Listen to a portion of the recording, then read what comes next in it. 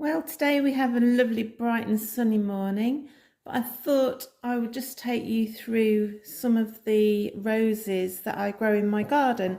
So for a long time now, I've been keeping the labels, and today I'm going to just take you through some of the ones that I have. So to start off with, if I didn't have a label, I just made a note of the roses that I have bought. So in 2016, I bought David Austin's Gentle Hermione, which is a gorgeous pale pink rose. Gets to be quite a large shrub. I went on to buy a couple more of these because I love them so much. That same year I bought Tranquility, which is a David Austin rose again. It's got quite a light appley scented fragrance. It's a white rose, though it has got a hint of yellow. I love the rose. It's so healthy. Gets to be probably about 3.5 foot by 3.5 foot. But it's a fabulous rose. Everybody should try that one. Another rose that I bought at the same time, which is again 2016, so we're talking 9 years ago, was LD Braithwaite. This is a dark, sort of a plummy pink, dark pink cerise coloured rose. The next one was Lady Emma Hamilton. She was another David Austin rose. She's been discontinued, unfortunately, now. Because some of the roses, as the new ones are introduced, obviously they can't grow everything that they've ever bred at David Austin roses, so they do tend to retire some of the less healthy roses. Sometimes it's such a shame because this rose, even though she does have a few health issues, she's got the most amazing fragrance, one of the strongest fragranced roses I've ever actually smelt, to be honest with you. I'll be showing you her this year, and she is such a pretty rose. Another one I have is Heritage. It's not a very commonly found rose nowadays. Again, it's one of the older varieties, so I would assume it's probably been retired by David Austin roses. A very pale pink, again another amazing scent. The only problem with this rose I've found is that it can be quite floppy. It's a beautiful wedding rose, but unfortunately it wouldn't be any good for a vase unless you wanted the really relaxed look, and then you'd probably be okay. So let's have a quick look on the other side, because I've got a few more. Another rose that I bought around the same time, about 9-10 years ago, was Harlow Carr. Now, even though this is a lovely little rose, very pretty, pale pink, she's incredibly, incredibly thorny. I couldn't even, well, to be honest with you, she had to go. I don't like crazily thorny roses, not when there's such a large choice of roses that are almost thorn free. A lot of David Austin roses are very short of thorns, which is brilliant. So unfortunately, Harlow Carr, she did go into the bin. I sort of regret it now, because knowing now the way that I do things now, I should really have just planted her on the dike side of the woodland. I think she would have actually been okay there, because we're surrounded by a dike or ditch.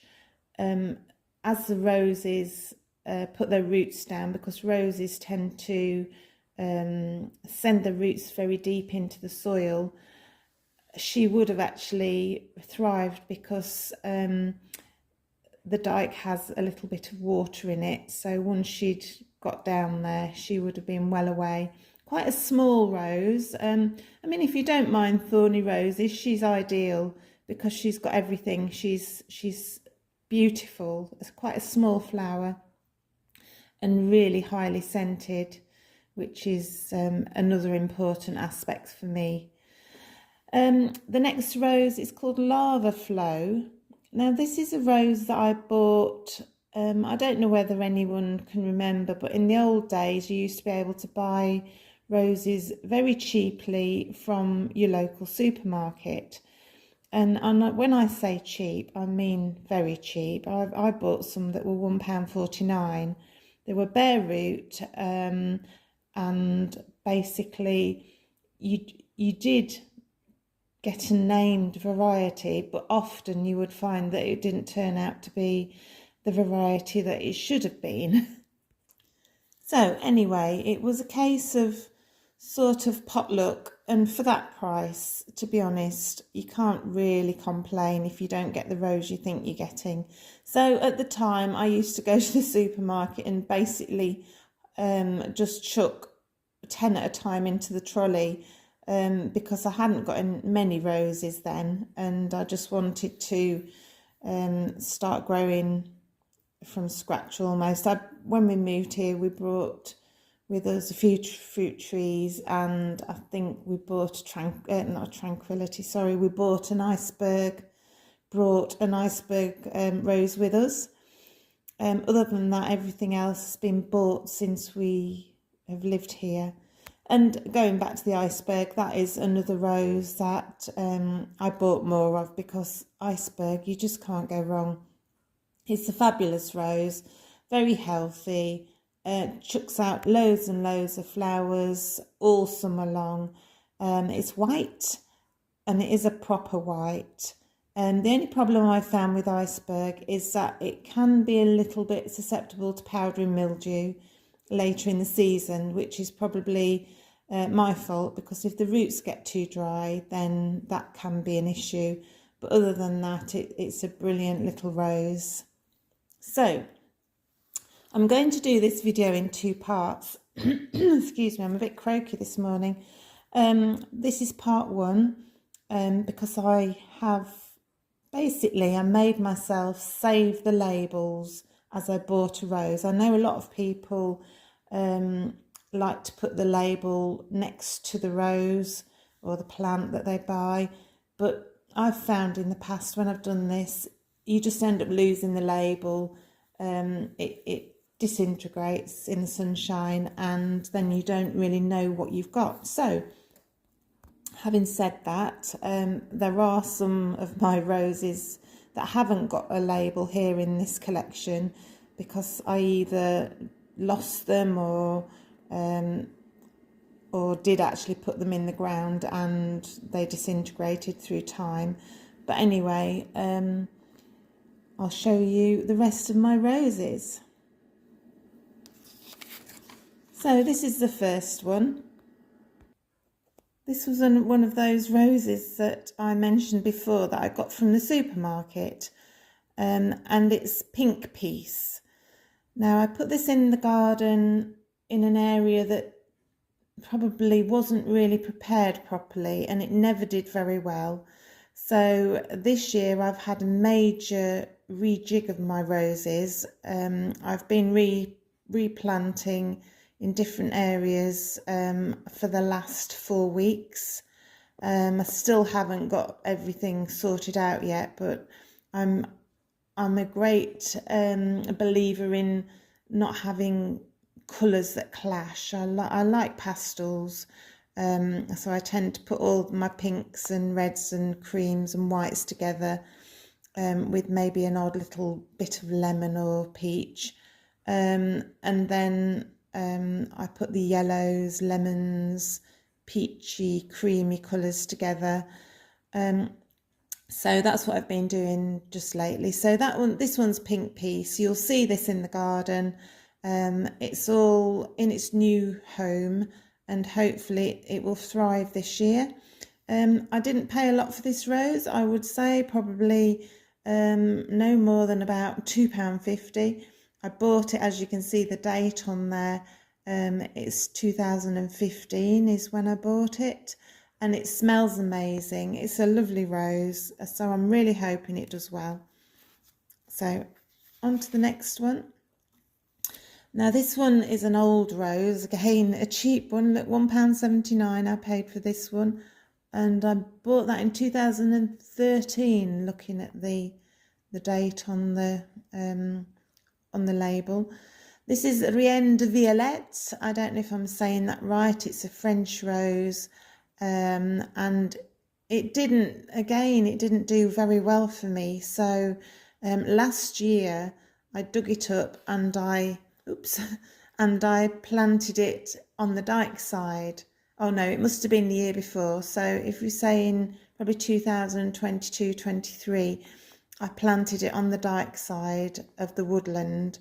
And last year, it must have finally got its roots down into the moisture because it absolutely thrived. Typical, isn't it? When you're doing a video and the phone rings, we don't tend to answer the phone because it's usually just telesales or something like that. So anyway, back to the roses. Rien de Violette, a beautiful, gorgeous, almost purpley, dark pink, with an amazing fragrance. This is an old rose, an old variety, so I'm so pleased to keep it going. These old roses often have the best fragrance of all, so yeah, that's definitely a keeper. So on to the next one. This is called, I think you pronounce it Isfahan. Again, it's an old rose, and once again, excuse me, I got it from the supermarket. So I would say again, it was either a £1.79 rose or £2.50 or somewhere around there. And I would think I probably bought that one round about 2013, maybe 2014. It's a damask rose and it's a beautiful pale pink. This one's been in the garden now for, I would say, probably a good 9 or 10 years, and it's absolutely thriving.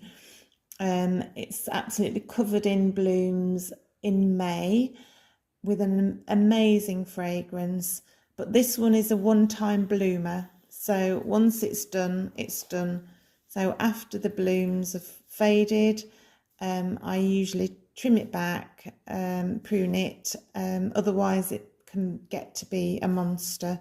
But you'll be seeing this rose in the flesh when it's flowering in a couple of, well, probably next month, should be May time when it actually starts to flower. So that's that one. Now going on, this is one of my favourite roses. This is Blue Moon, and this has got an amazing fragrance. I've got a couple of these. Again, you can see on there, I actually bought this one from Aldi and it was £1.79. So I would say it's probably at least 10 years ago that I bought this one. A neighbour once said to me when we were discussing roses, he said, I was walking along a path once, he said, and I just smelt this amazing rose fragrance. He said, I didn't know where it was coming from, but he said, I actually asked the owner of the garden that I'd walked past what the rose was, and he said, it's Blue Moon. He said, so I immediately went out and bought it. This one, I've actually got two of these. I've got one in the front garden, in front of the window, and I've got another one climbing up the pergola in the back garden. This year, the one in the front garden has become enormous, and it did have flowers last year, but this year it's just really grown and thrived. So it's actually planted in basically the gravel of the drive. So underneath the gravel there'll be bricks. So whether or not it's finally got its roots down into the soil, I don't know. But my husband said to me a few weeks ago, that rose in the front garden, it's getting really big. And I was like, yeah, don't worry, I'm going to bend it over and tie it in, and hopefully we'll see lots and lots of blooms this year. So that's Blue Moon, and that's a climbing rose. You can actually buy Blue Moon as a shrub rose, but I think it's fabulous as a climber. Again, it's one of those roses that's hardly got any thorns, so good to put near a door or a pathway. Now the next one I'm going on to, again, this is one of those supermarket roses, and this is Cardinal de Richelieu, if I'm saying that right. It's the Gallica rose.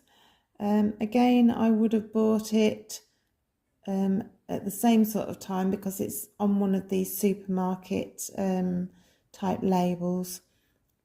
This is an old rose, and again, like all of the other roses, it's got an amazing fragrance of just a fragrance of old rose, the way a rose should smell, or the way a rose used to smell before we got all the new fragrances like myrrh and fruity flavours, which are absolutely gorgeous. I wouldn't be without them, but sometimes it is just nice to put your nose to a rose and get the good old-fashioned scent of old rose, and this one definitely delivers this, a big style.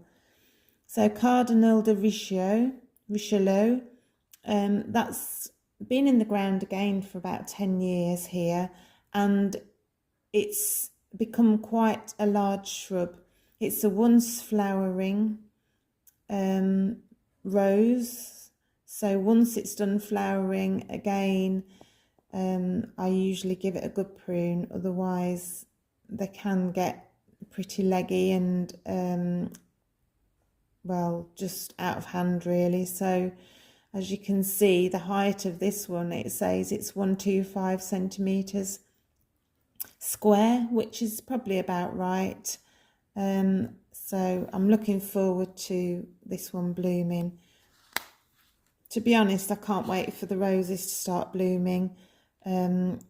I'm always impatient every year. As soon as I see the buds forming, I think, oh, next week they'll be out. And then, of course, you've got to wait for the weather to warm up. And usually I get my first blooms quite early in May, depending on the weather. And that's usually my Madame Alfred Carrier rose, which is quite a beast, to be honest with you.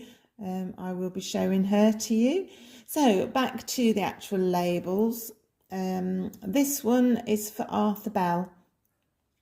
Now, it states on here that it's a climbing rose, but for me, I think they must have got a bit mixed up with this one, because for me, this one isn't a climbing rose. It's more of a shrub rose.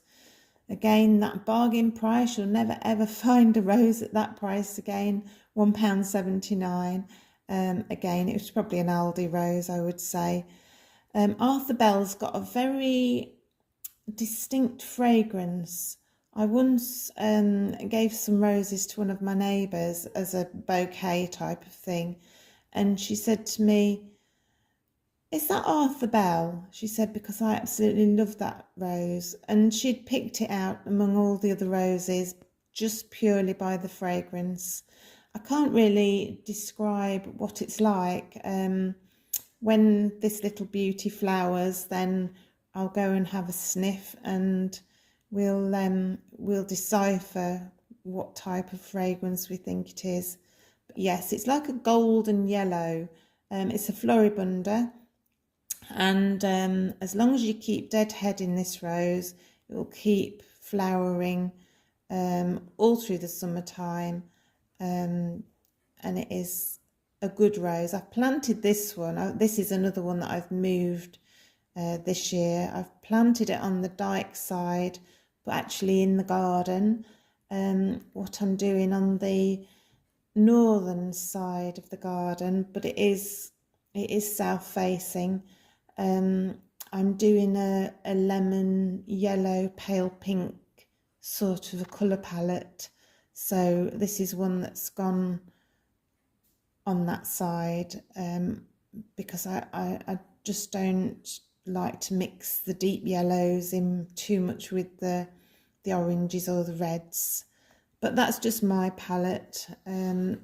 Everybody's got their own ideas on how colours go, so that's just me. Okay, so I've got a big pile of labels here. I'm just going to do this slightly differently. I'm going to just put the label like that rather than showing the whole pile, because I think it would just be better for you when you're looking at it. So this one, this again was I think I might have bought this from Wilko's, because I'm just judging by the way the label is. It was either Wilko's or the range quite a few years ago now, and again a very, very reasonably priced rose. This was called Pink Perpetual, and I've got mixed feelings about this rose, really. It's not got a fragrance as such for me. I've moved it again. I've put it in the front garden next to one of my silver birch trees. So we'll see how it goes. It seems to be a climber, as stated on here. And they do say with Pink Perpetual that the second flush, or the autumn flush, is actually better than the first flush, which is quite an unusual thing, really, but that's what they say, so I won't argue with that one. So let's go on to the next one, which is, again, this is another one of the Aldi roses. This is Compassion.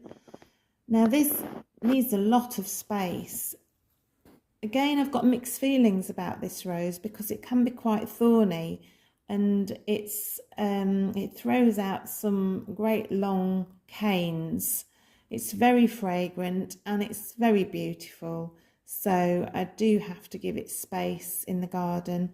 This one was planted about 9-10 years ago and it hasn't been moved. I've just left it where it is. It seems to be very happy, so it's like a pale pinky peachy sort of it's shade, and it's a hybrid tea type of rose, so it has those high pointed buds. But yes, it's a nice rose. I do cut it and bring it into the house sometimes, so that's a bit of a bonus. Looks like we've got two labels here. Look, there's one underneath, so I'll get rid of that one. And this one is, oh golly, another rose name that's difficult to know if you've pronounced it right. Zephyrin Druan. Just ignore the bit about the regraft. That's just didn't happen. I did try to graft something else onto this, but it failed.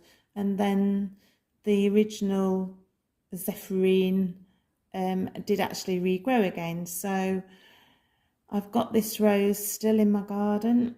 It's I would say it's quite a dark pink. This label shows it to be quite a light pink, but I would say it's fairly dark, and very fragrant. And this is the famous thornless rose. So there's no thorns at all on this rose. I think I'm going to have to dig it up and move it, because the place I've got it, it's quite shaded and it just doesn't seem to be very happy. It does have a few flowers through the year, but it does seem to have black spot as well, quite badly. So I think it needs some good soil. It's quite an old rose. It's been around for quite a few years now. It'll either end up on the dike side, where I think it might stand a better chance of doing well. If not, then I might just pot it up and keep it where I can really look after it well. So another rose which I absolutely adore is Abraham Derby. I bought this rose in 2016 from my local garden centre, and it is Such an amazing fragrance on this rose. I love it. I do believe that David Austin has discontinued this rose now, which is such a shame. They've put it into retirement because I don't know whether they think that the health of the rose isn't good. But yeah, the fragrance is just to die for, and it's such a beautiful, pretty bloom on this rose. I've got lots and lots of David Austin roses, but I could honestly say if I had to move and I could only take, say, 2 or 3 roses, this would definitely be the one that I would take with me because it just can't be beaten. Moving on, another favourite of mine. This one is actually, this isn't a rose that I chose. This was given to me by my stepmom, who, bless her, she's not with us anymore, but she used to buy me David Austin roses for my birthday.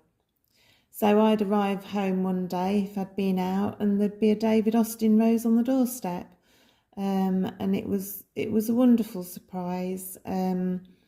After a few years, I sort of anticipated it and was quite excited to see what rose I would get. And she often used to she used to ring David Austin roses up, and she used to ask them what their newest variety was, because that way she had more of a chance that I hadn't got the rose. In those days, I probably didn't just treat myself like I might do nowadays. But yeah, this one's the Poet's Wife, and she is a fabulous rose. I've seen in the past that some people have issues with her flopping over a little bit, the actual shrub flopping rather than the flowers. I found that in the first few years, I had to support the rose, but once she got some fairly big canes that were permanent, then she just grew upright. And the flowers, they don't droop, they sit upright, and they're wonderful for the vase as well. I often cut quite large stems of these because they flower in a cluster. And the fragrance is, I get fruity, lemony, a wonderful fresh fragrance. So yes, I do have her in the ground. She's been there for, well, since I got her really. So we're talking, this is the 11th year now that she will have been in the ground. I have bought some more since because I just love this rose. It's one of David Austin's better yellow roses, in my opinion. So yeah, she's fabulous. I would definitely recommend if you want a yellow lemon rose that stands up quite well to the rain as well, then yes, I would definitely go for the Poet's Wife.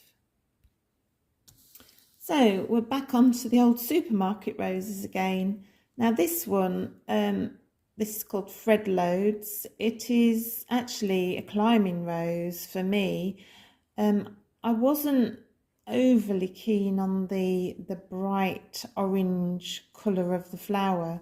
So I did actually have a bit of a go at grafting one summertime, and I grafted I think it was a Charles de Mills rose onto it, because I have got a Charles de Mills shrub, and so, which is an old rose I'll show you in a moment. So now I've got Charles de Mills growing on this Fred Loads shrub rose, which is a climber, but I've also got the Fred Loads rose growing from the same rose bush. So I've got 2 different roses on one rose root, basically, which is a bit weird, isn't it? but I'll be showing you that later in the summertime when they both start to flower.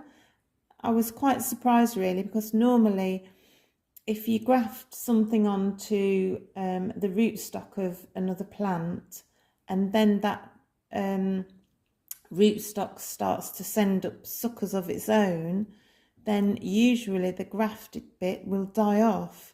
But in this case, when I last looked at the shrub, it actually looks like it's all growing, both varieties, on one plant. So that's a bit weird, isn't it? The reason that I grafted a different rose onto this Fred Loads climber is because there's no fragrance, and as I say, the colour was a bit bright, so we'll see how this one goes. So here we have the Charles de Mills, the rose that I grafted onto the Fred Loads rose.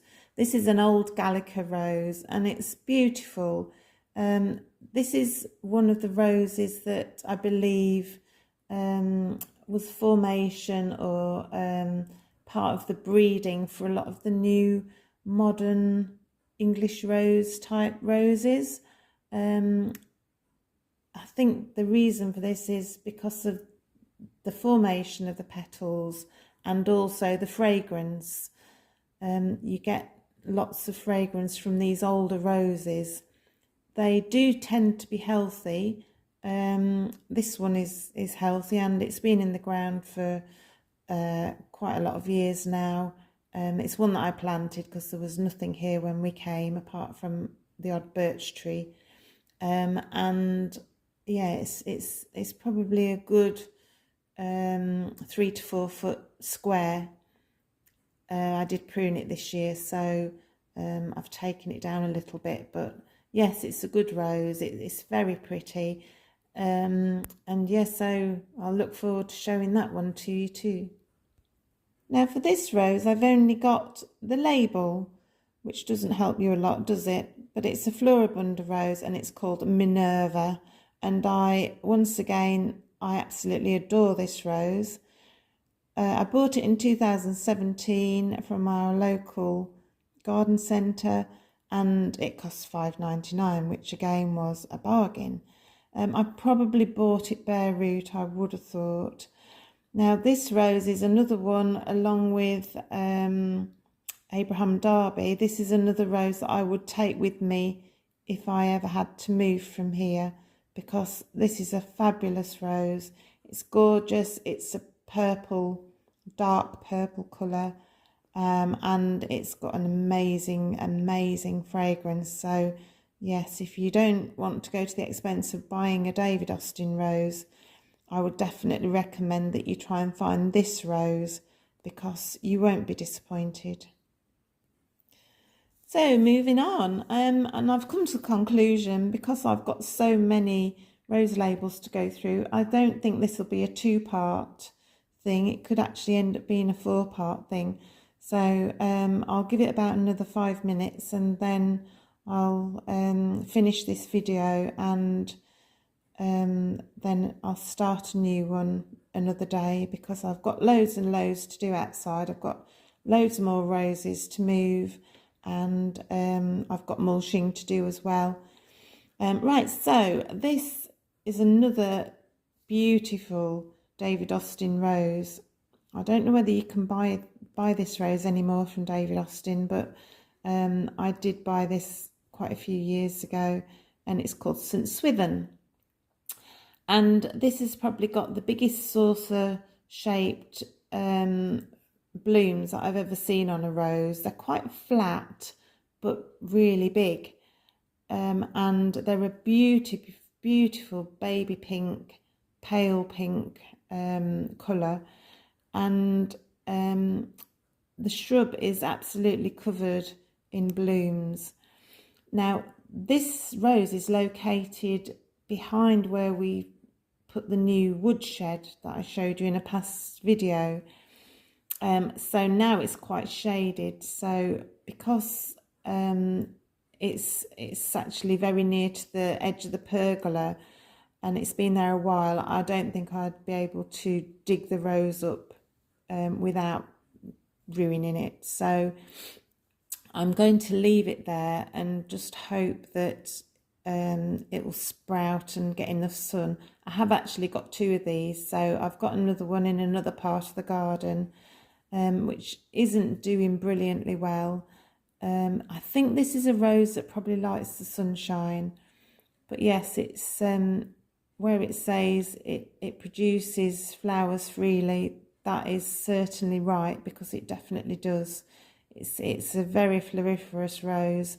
I'm not mega keen on the fragrance.